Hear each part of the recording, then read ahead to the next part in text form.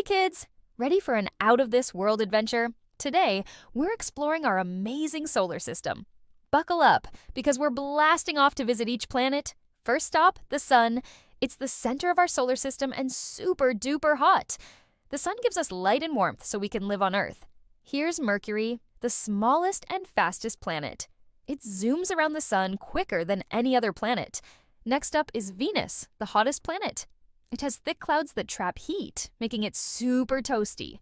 And here we are at our home, Earth. It's the only planet we know where people, plants, and animals live.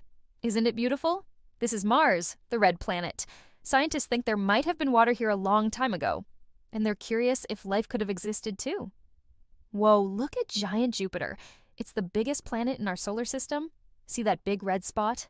It's a huge storm that's been going on for centuries. Now we're at Saturn, famous for its beautiful rings made of ice and rock. Saturn is big and bright in the sky. Next is Uranus, the cool blue-green planet that spins on its side. Isn't that neat?